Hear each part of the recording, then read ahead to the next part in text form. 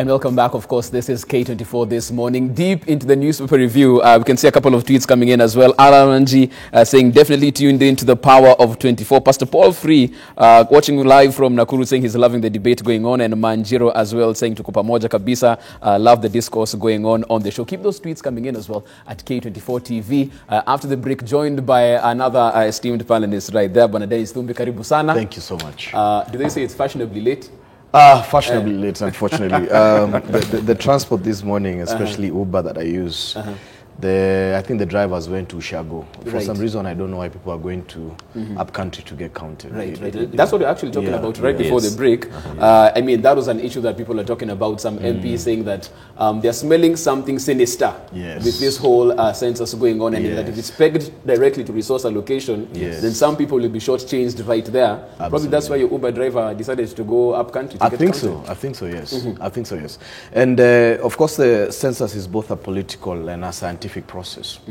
Is that especially political because there's representation and resources in there. And you know, technically where there's money and where there's representation, of course the politicians are involved. And I saw them, a lot of them drumming their people saying, go back up country, that's where your money is. But you see, that will essentially, I think, affect urban areas. Because technically, a lot of those guys say that they are from Ushago. They dwell in town. They're city dwellers. Right. I mean, if you look at Nairobi, the bloated population dynamics at the end of the day. And those guys go to Ushago during Easter and during Christmas and thereabout. So I think one of the things that I seek to see in this census, and hoping that the National Bureau of Statistics won't act in the favoritism of the government, but basically will be there as an institution that stands on its own, is that the last census, there was details that emerged that the results might have come out to favor certain political dynamics thereabout.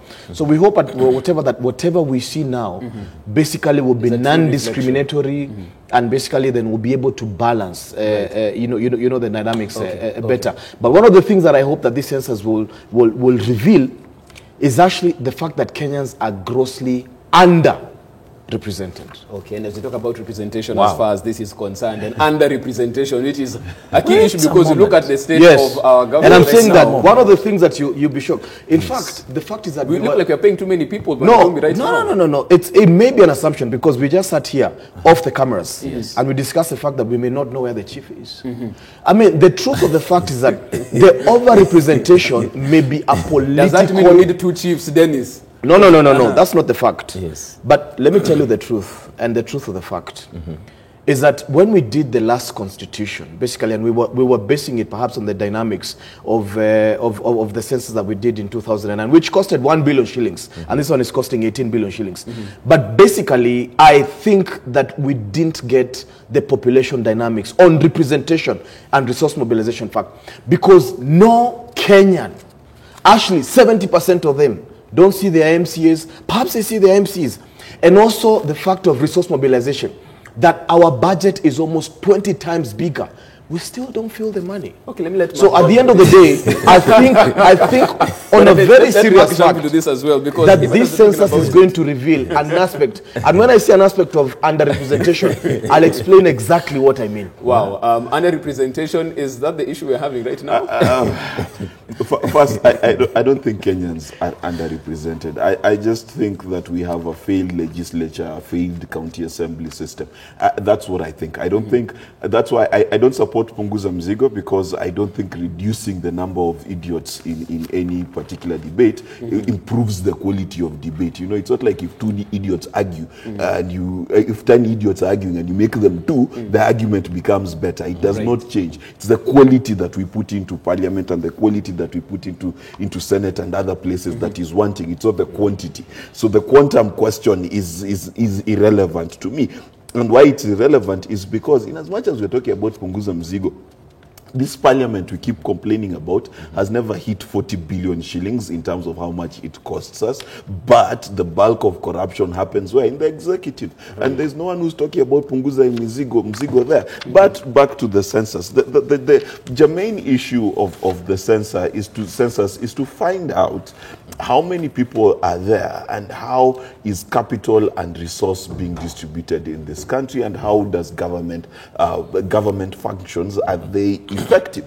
You know, I know they ask the question about meals, I know they ask the question about debts and things like that, but I think the system needs to have, the government needs to have a system by which to measure the efficacy of its products, essentially. You know, how many people, I've been to villages where you find someone who's 30, 40 years old still does not have an identity card. What are the problems there? You find people who have, their children died, they didn't get a birth certificate. I have heard of situations where a mother went to register the birth of their child and the government ran out of paper, right? Those are the issues that need to be addressed. But I think by and large, on the issue of expenditure, I think, honestly, this country is, I'm looking for a nice way to say it, say it how it is. Obsessed with expense.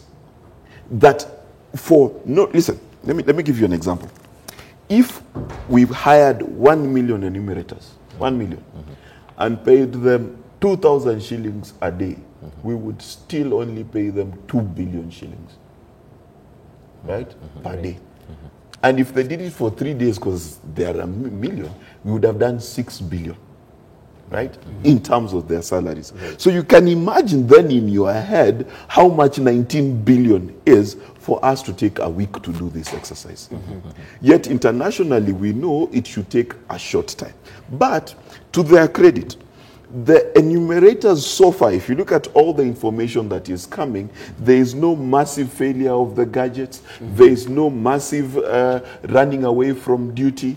The amount of people enumerated in most of the rural areas, it is complete. We are talking about just urban areas that are left. So by and large, they've done a very good job. Right. But one of the things that KNBS has to begin now, not tomorrow, now to begin to address is the issue of cost. And the best way is to be transparent. And the president is clear on this. Let them tell us what did they tender, how much did they tender for it. Let them be transparent. Okay. We don't mind if the 19 billion was well spent. Yes. We will mind if it was spent badly. Okay, and of course that's an issue, of course, that we'll be looking at in the coming days as to the efficacy of what will be happening right there. But let's take a brief look at the front pages of the rest of the dailies before we jump into another hot topic right there. Daily Nation's front page, Uhuru backs reform as Raila warns foes. The Star leading with Raila's statement, Tanga MPs will be crushed. Of course, this put right there, ODM leader describes looming referendum as tsunami that will sweep away DP Ruto and his allies right there. And the Standard, I believe, was also talking about the dam case that's being brought back to the Foitare Dam. The DCI about to question 2 CSs as far as this is concerned. And let's go to the cabinet and CSs as well, because over on Friday, I believe, there was a bit of a realignment as far as the cabinet is concerned, and their ministries and what was happening right there. Departments moving, irrigation now being moved from that particular point. And as we look at that particular scandal that's going on with dams and all of this, as departments are being moved and realigned, what does that mean for the war on corruption? Because when it first came up, Ben Mulwa, everyone was saying, I wasn't there, that wasn't my docket, it has now moved. When these things happen, are we helping in fighting corruption? What's happening behind the scenes? You see, there's been ongoing games of musical chairs in this country for quite a long time. Foremost, in my view, we need a law right now that actually outlines the state ministries and departments. A law whereby if the president intends to change the name of a particular ministry or a department or even any other person tasked with that has to amend or has to seek approval from Parliament. What am I talking about? Previously, we had the Kibaki administration, which actually adopted the new constitution and ran up to March 2013. Then Uhuru came in April 2013 and renamed everything. This becomes an extremely expensive affair, whereby when we rename the Ministry of Interior and Coordination of National Government, up to the last chief has to change the signboard. Letterheads, communication, everything. It is a very expensive and also confusing, because today you may be carrying a document that reads it was from some ministry 5 years ago that does not exist anymore. Right. I don't know whether you get the point. Because this idea of just, why I call it a game of musical chairs, it is not really achieving anything specific, tangibly. What we need is accountability in these departments.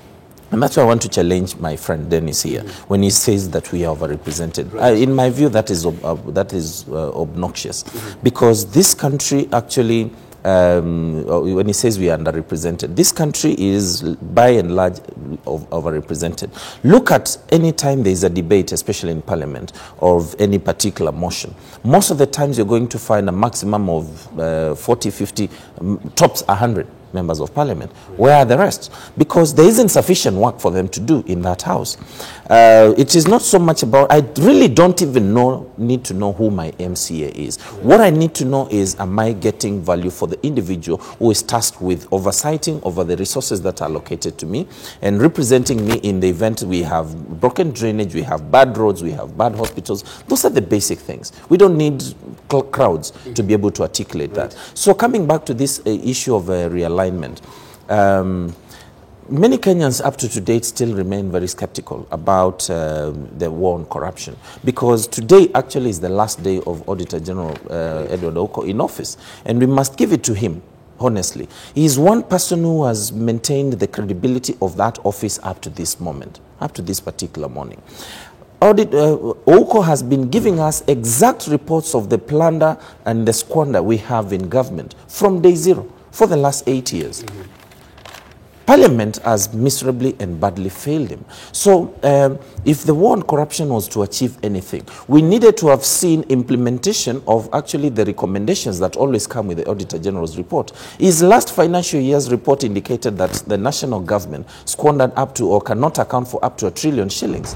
So moving departments and this kind of theatrics is not the solution. Okay, what is there? What is there is we need to see commitment, not the theatrics we are seeing on TV where we are prosecuting and even condemning and jailing people on TV. We need now to see commitment from the executive, from the judiciary, and also from the prosecutorial arms. Yes. And as we talk about that, in terms of delivery of projects we've been given to do and making sure that that has been carried out, the PDU also moved from in office of the president. Matiang'i is now leading that, almost now officially making Matiang'i the real super CS as far as it's concerned.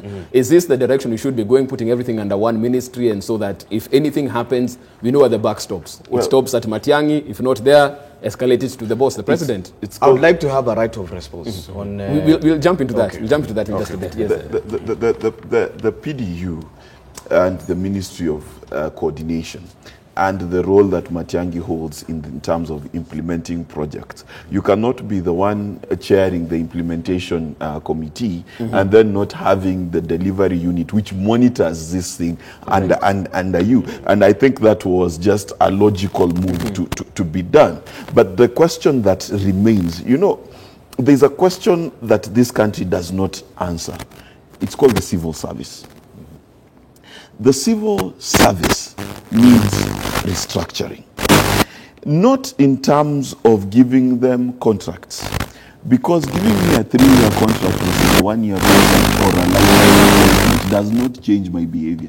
You understand? Whether it's still in 3 years or in 5 years, I'm still a thief. The question we must ask ourselves is the lethargy and the inertia that is prevalent in our civil service. When is that going to change? When will you go to a civil servant's office and find himself and not his coat on a chair? You know, for you, it's still quality of service, quality of exactly. And one of the things that we're not fixing is we're not realizing that this 1 trillion that is unaccountable for is not about a CS. It is about a guy who went on a trip on a ghost workshop, and he can't find a hotel to give him a receipt for his 10,000 shillings per diem. That is really where the crux of the matter is.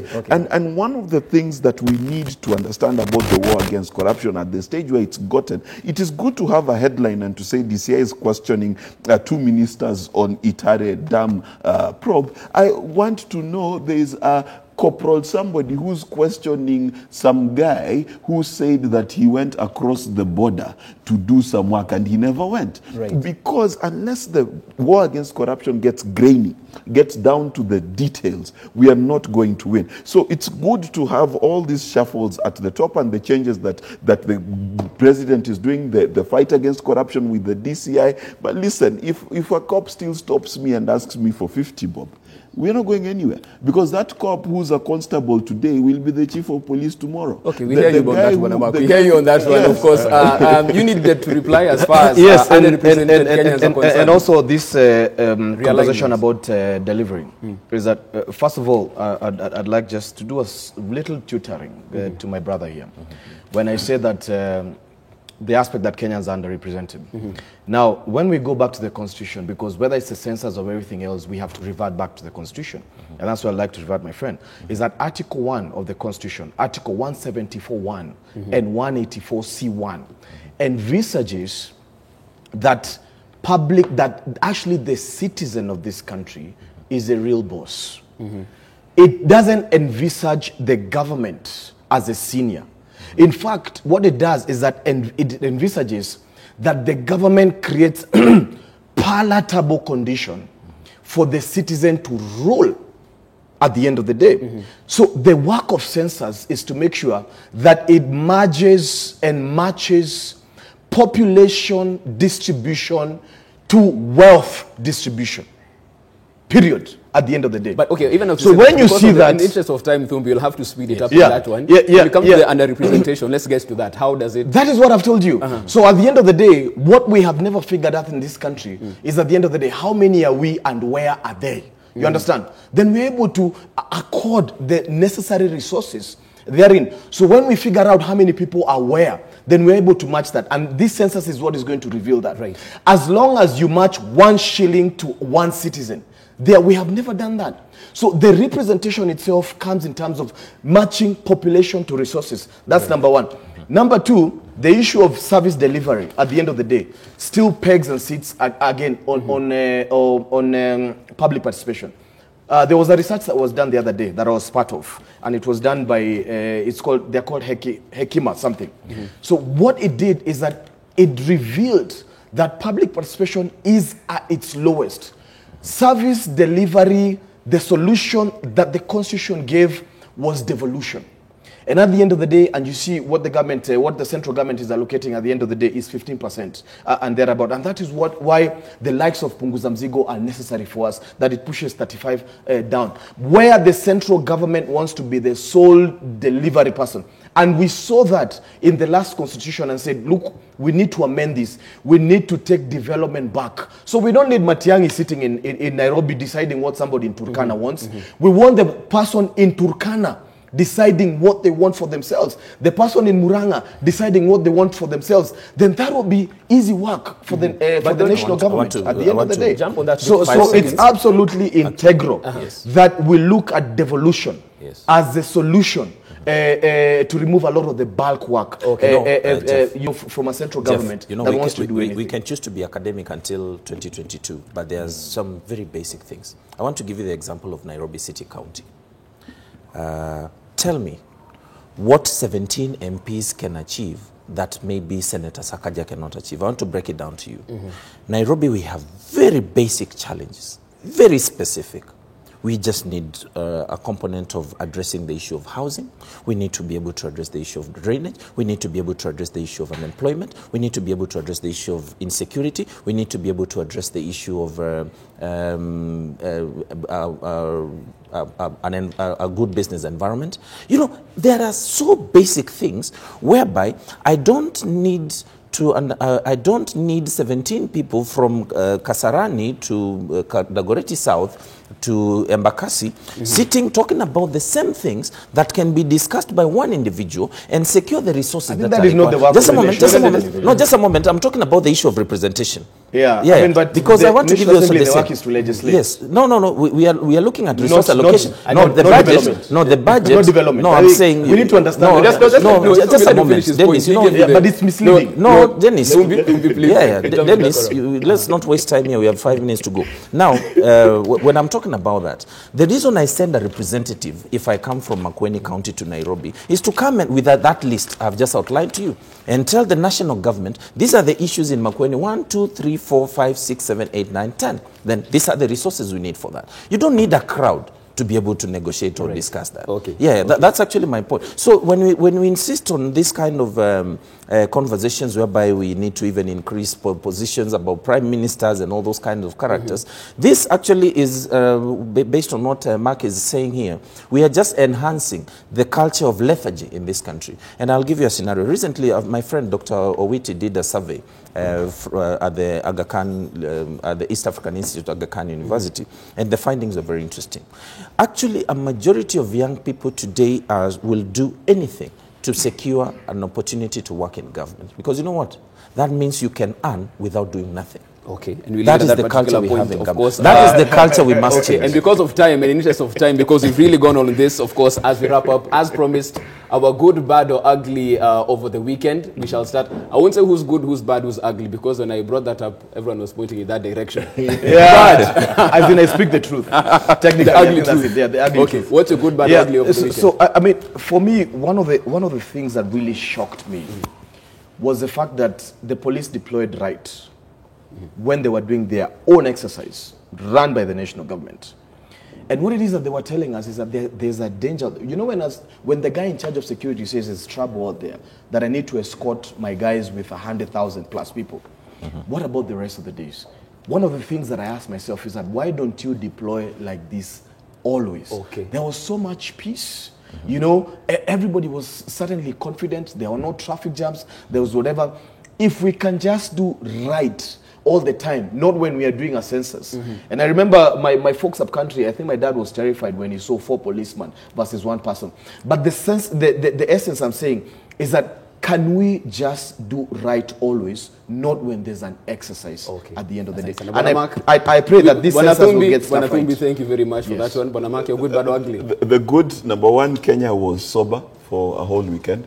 That's good for me. That's very good. The bad, do I have bad? This week has been kind of good.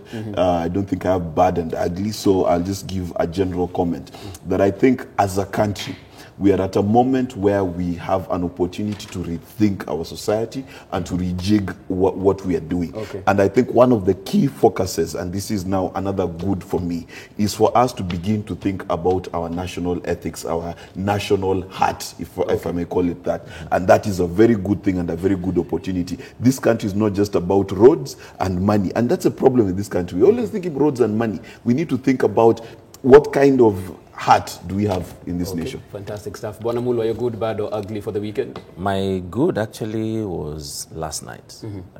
I watched a very interesting interview last night here. Right. Where you hosted the Nairobi governor. It was very interesting and very impressive. The composure, the demeanor, the grasp of issues. And contrary to popular discussions I've been following, you realize actually there has been quite so much that has been achieved under the governor in the last 2 years. It is shocking. Perhaps we need to, as he campaigns, to give the president an extra term. Perhaps we should also start campaigning to give him 2 more terms or 3, because you can see that's Sonko support. It's a Sonko supporter. That is lunacy. That is a man who baked a cake and he's clapping for himself.